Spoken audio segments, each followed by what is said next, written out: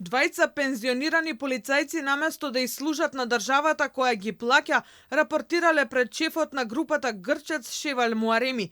Главните инспектори за имотни деликти откривале службени тајни, им кажувале за акциите и апсењата кои ги планира полицијата од декември 2019 до март 2021 година. Шевал Муареми успел да ги мотивира пензионираните инспектори да алармираат групата за секој потек на полицијата, а за тоа биле наградувани со станови, коли и кеш кои не може да се дозволат со плата на полицаец.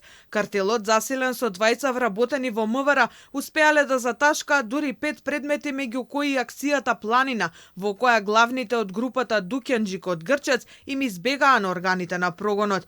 Протекувале информации од истрагите за убиство од 2020 и 2021 година, а се служеле и со закани жртвите да менуваат искази пред инспекторите.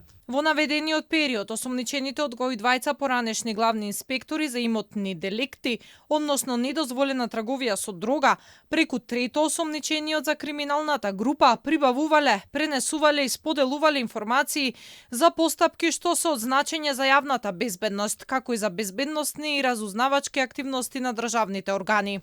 Уапсените кои паднаа сега, но и во претходната акција на полицијата, комуницирале на енкриптираната Sky апликација преку која паѓале договори за набавка и пренесување на кокаин од Јужна Америка преку Европската унија до Македонија.